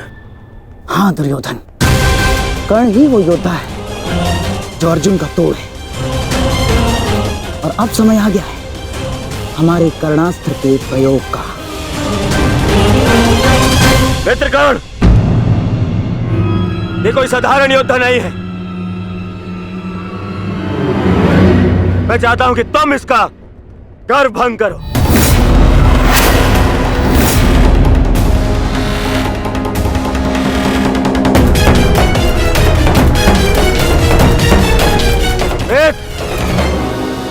विलंब मत करो, हमारे पास में समय कम है। देखो, सूर्यास्त होने वाला है।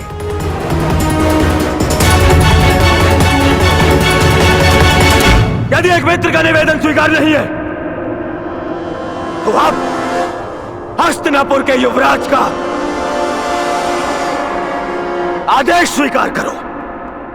आगे बढ़ो, जाओ।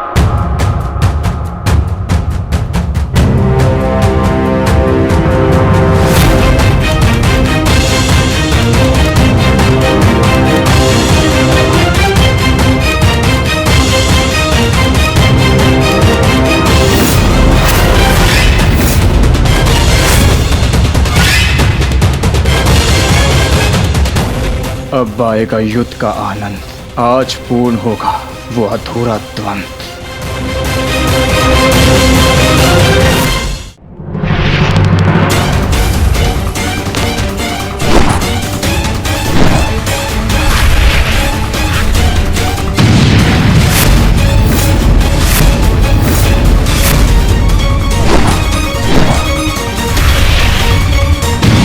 ये छोटे मोटे बाण चलाने का खेल बंद करो अंगराज।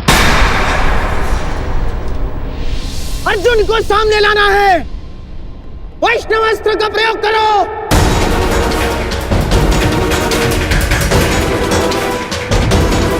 मैं वैष्णवास्त्र व्यक्त नहीं कर सकता। समझते क्यों नहीं हो अंगराज? इस धरती पर केवल एक ही महायोद्धा है जिसके पास पशुपतास्त्र है, और वो है अर्जुन। और यदि इसने पशुपतास्त्र का आह्वान किया तो इसका अज्ञातवास तो भंग हो जाएगा, और पशुपतास्त्र तभी सामने आएगा अंगराज जब उसके समक्ष महाशक्तिशाली वैष्णवास्त्र का प्रयोग होगा।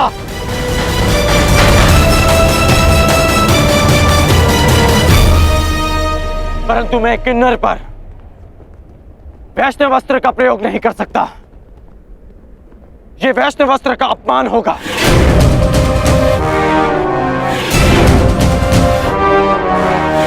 और वैसे भी यह अस्त्र बहुत शक्तिशाली है। तो हमारे सामने खड़ा योद्धा कौन सा कम है अंगराज? देखा नहीं, बात ही बात में उसने हमारे सैनिकों को कैसे धूल चटा दी।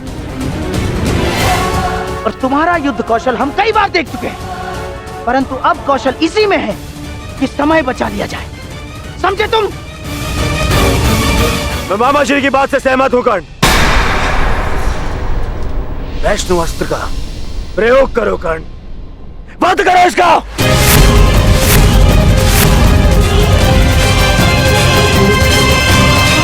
दुर्योधन, अब इस अर्जुन के पास केवल दो ही विकल्प है। एक, या तो वो कर्ण के अस्त्र का उत्तर देने के लिए पशुपतास्त्र का प्रयोग करे और अपना अज्ञातवास तोड़ दे, या फिर मारा जाए, दोनों ही ओर से हमारी ही पोबारा है।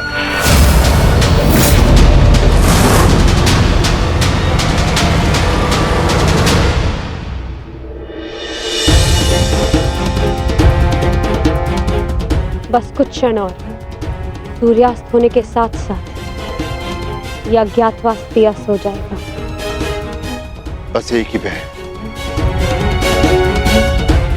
हिरण्यला के अर्जुन होने का भेद ना खुल जाए। ज्येष्ठ, विराट नगर अब सुशर्मा से सुरक्षित है। हम अपना कर्तव्य पूर्ण कर चुके हैं। हमें शीघ्र ही अर्जुन की सहायता के लिए रणभूमि में जाना चाहिए। नहीं भी, हिरण्यला के रूप में वो भले ही अर्जुन को ना पहचान पाए। यदि हम पांचों एक साथ गए तो अज्ञातवास निश्चित रूप में भंग हो जाएगा। तो क्या हम अनुज अर्जुन को निस्सहाय छोड़ दें? आर्य अर्जुन निस्सहाय नहीं है आर्य भीम, वो तो पशुपातास्त्रधारी है और अभी तक उनकी ओर से कोई सूचना भी नहीं आई। इसका अर्थ तो यही है कि इन्होंने कौरवों को अभी तक उलझा के रखा है। मेरा अनुज अर्जुन वीर है, परंतु वो अकेला आचार्य द्रोण, पितामह भीष्म और कर्ण के बल का सामना कैसे करेगा? वहां शकुनी का छल भी होगा। संशय में मत रहिए ज्येष्ठ, अर्जुन को हमारी आवश्यकता है।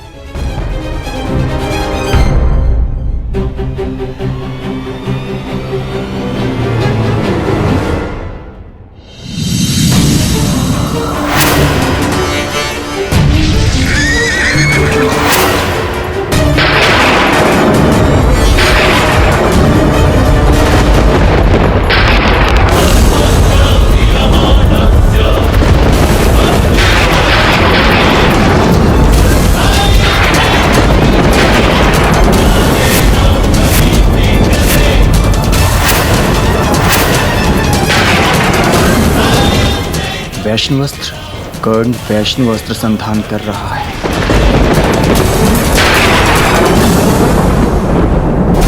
ये पशुपतास्त्र हर दिव्यास्त्र का उत्तर है अर्जुन। वैष्णवास्त्र हो या ब्रह्मास्त्र, पशुपतास्त्र सबको निस्तेज कर देगा।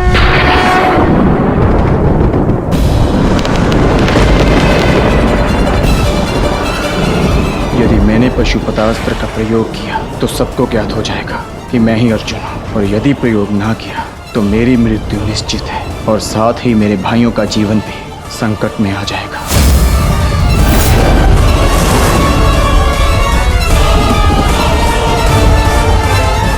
12 वर्ष का वनवास और सहे, परंतु मैं अपने भाइयों और पांचाली को निर्बल नहीं होने दूंगा।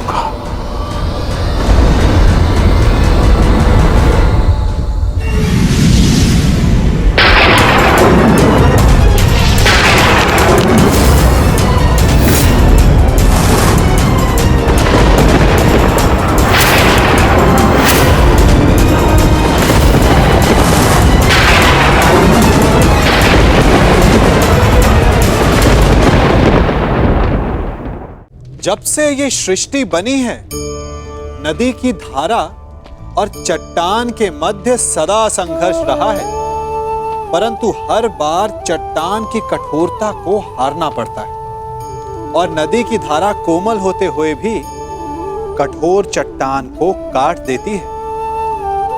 कभी सोचा है क्यों चट्टान इतनी कठोर और जल इतना कोमल, चट्टान इतनी दृढ़ और जल इतना लचीला, फिर भी सदा जल कठोर चट्टानों के मध्य से अपना मार्ग बना ही लेती है? कारण केवल एक है और वो है लगातार चलने की क्षमता। जल बढ़ता रहता है, चट्टान अडिग रहती है। इसी कारण जल चट्टान को काटकर मार्ग बना लेता है। इसलिए लगातार चलते रहिए, रुकिए मत, क्योंकि चट्टान जैसी हर समस्या को आप भी जल की तरह काट सकते हैं।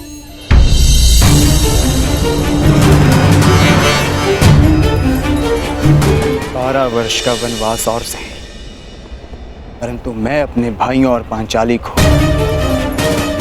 निर्बल नहीं होने दूंगा।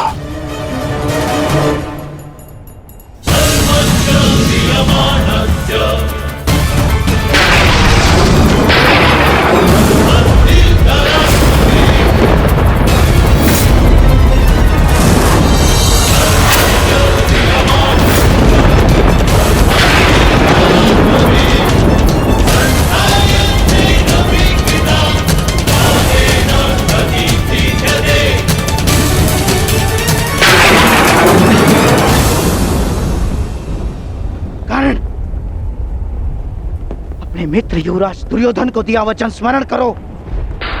प्रयोग करो वैष्णवास्त्र का, प्रयोग करो। मुझे अपने मित्र कर्ण के ऊपर पूर्ण विश्वास है।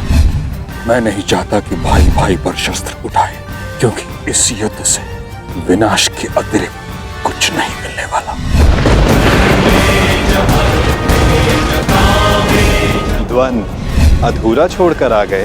प्रयास किया है कि द्यूत में जो अधर्म हुआ उसे धर्म युद्ध से धोया जा सके, परंतु एक वचन भी है कि आपके पुत्र 1 वर्ष का अज्ञातवास अवश्य पूर्ण करेंगे। कर्ण को अपना हर वचन स्मरण है। मैंने युवराज दुर्योधन के लिए शस्त्र उठाने का वचन दिया है। युद्ध तो मैं अवश्य करूंगा, परंतु मैंने एक और वचन दिया है कि आपके पुत्र अज्ञातवास पूरा करेंगे, और ये वचन भी मैं अवश्य पूरा करूंगा।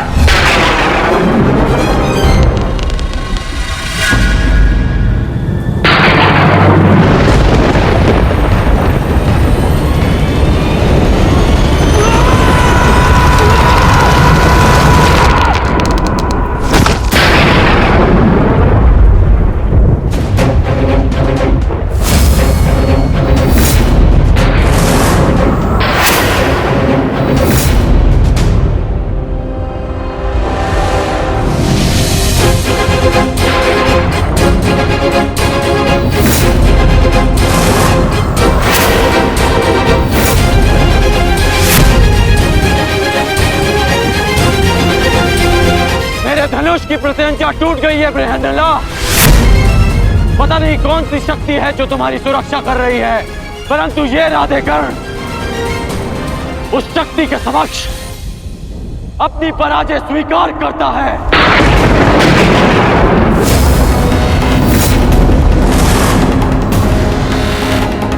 क्षमा कीजिएगा युवराज, परंतु मैंने आपको अपना दिया वचन और हस्तिनापुर के लिए अपना उत्तरदायित्व पूर्ण करने का प्रयास किया, परंतु प्रारब्ध ने मेरा साथ नहीं दिया।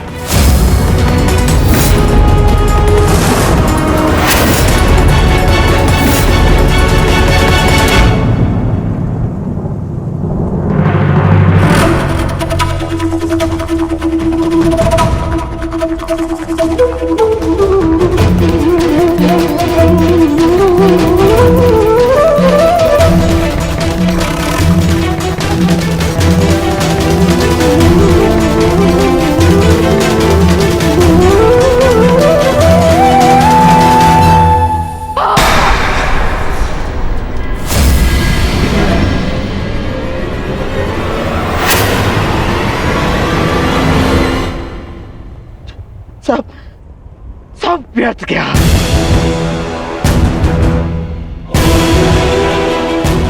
इतना परिश्रम, इतनी योजना, सब व्यर्थ गया।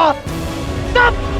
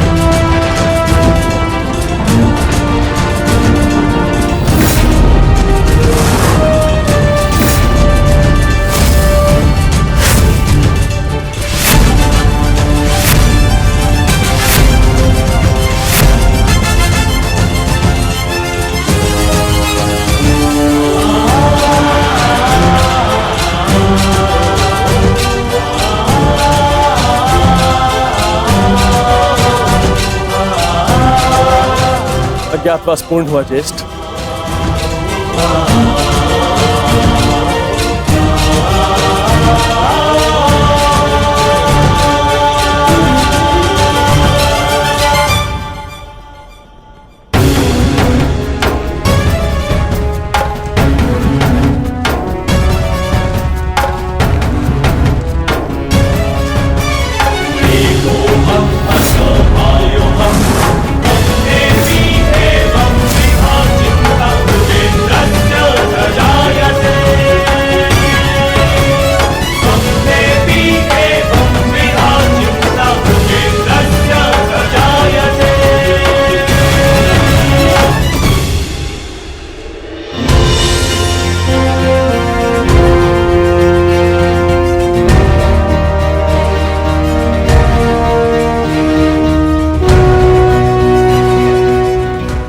के अनुसार हमने 12 वर्ष का वनवास और 1 वर्ष का अज्ञातवास पूर्ण कर लिया है पितामह।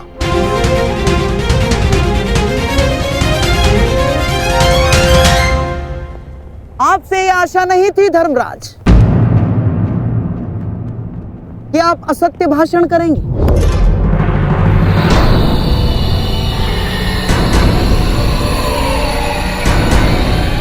कैसा असत्य? ज्येष्ठ भ्राता श्री ठीक कह रहे हैं, हमारा अज्ञातवास पूर्ण हो चुका है। नहीं प्रिय अर्जुन, सभी नियमों का पालन नहीं हुआ है।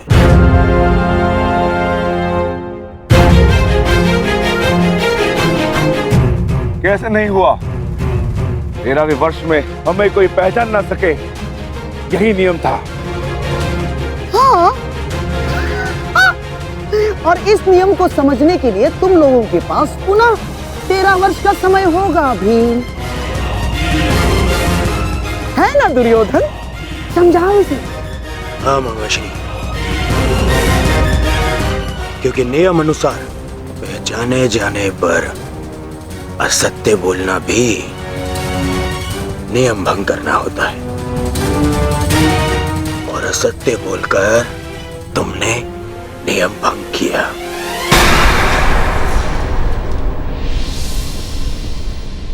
क्या सत्य कहा हमने? अपने अनुज से पूछो युधिष्ठिर। क्यों अर्जुन, जब मैंने तुमसे तुम्हारा परिचय पूछा तो क्या कहा था तुमने? बृहनल्ला नाम है मेरा। आचार्य द्रोण पितामह भीष्म के समक्ष, पूरी कौरव सेना के समक्ष अर्जुन ने असत्य कहा था। अपना नाम बृहनला बताया था, अपने आप को किन्नर बताया था।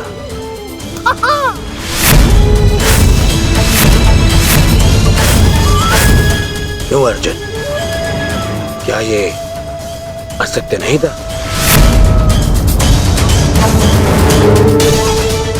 आपने भी तो सुना था पितामह। बोलिए पितामह, अर्जुन ने ऐसा नहीं कहा था? हाँ, अर्जुन ने असत्य कहा था।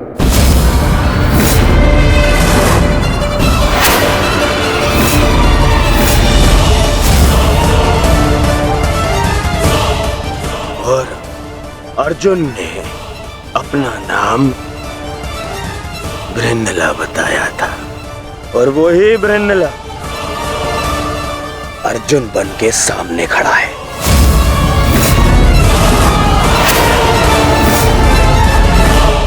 अर्थात अज्ञातवास भंग माना जाता है।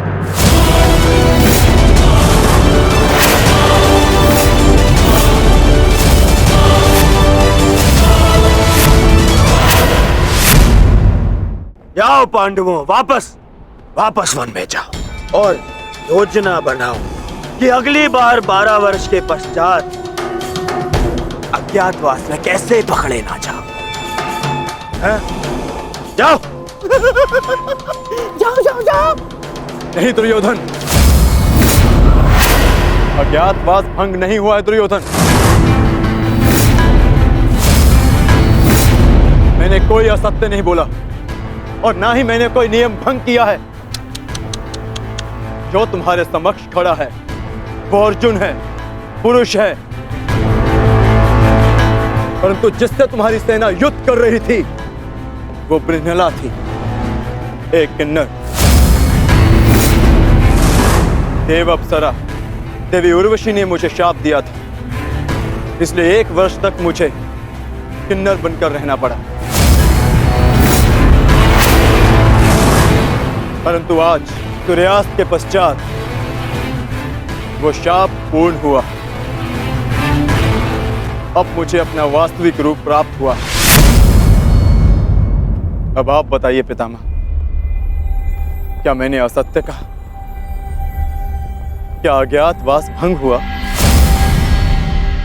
नहीं अर्जुन, तुमने कोई असत्य नहीं कहा और ना ही तुम्हारा अज्ञातवास भंग हुआ।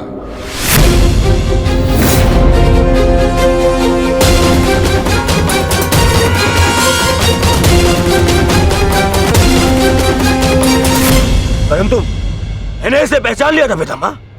नहीं दुर्योधन, तुमने पहचाना नहीं था।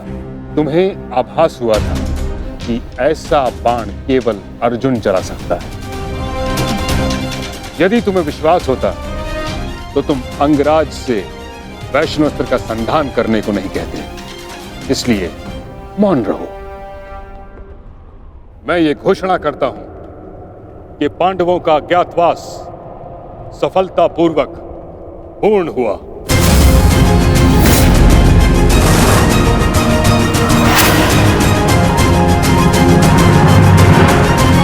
नहीं, नहीं मानता मैं। नहीं इनका अज्ञातवास पूर्ण हुआ है और न ही मैंने इनका राज्य लौटाऊंगा। अब जो भी निर्णय होगा वो युद्ध से होगा। हम पुनः अवश्य मिलेंगे युधिष्ठिर, रणभूमि में। स्मरण रखना दुर्योधन, हमने कभी युद्ध नहीं चाहा।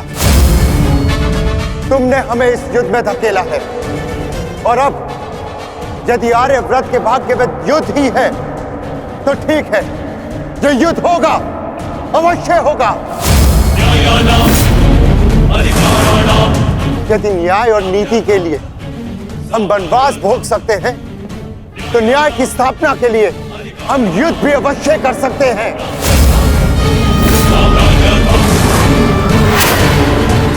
उचित कहा तुमने धर्मराज, युद्ध होना निश्चित है जिसे कोई नहीं रोक सकता।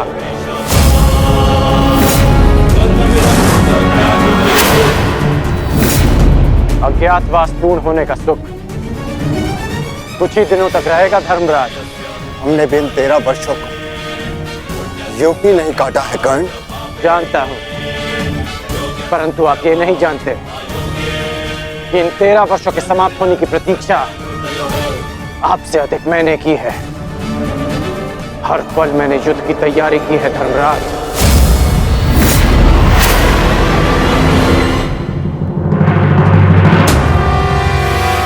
स्मरण रखना अर्जुन, अगली बार ना मेरी प्रत्यंचा टूटेगी और ना ही सूर्यास्त तुम्हें बचा पाएगा। तुम भी स्मरण रखना, अगली बार वैष्णवास्त्र का उत्तर पशुपतास्त्र से मिलेगा।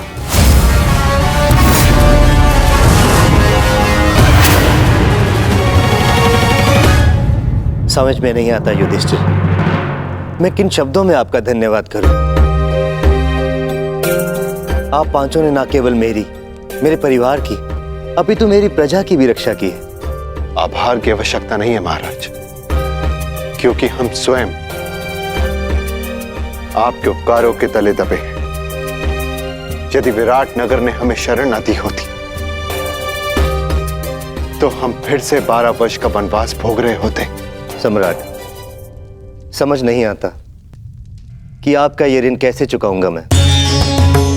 जीवन भर भी आपके चरणों में सेवा करूं, ये ऋण नहीं उतार पाऊंगा मैं। ऋण उतारने के लिए चरणों पर गिरने की आवश्यकता नहीं है विराट राज।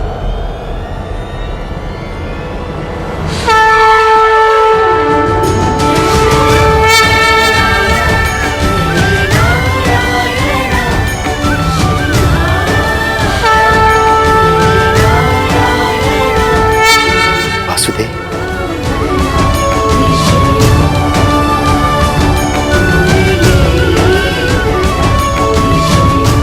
प्रणिपात वासुदेव।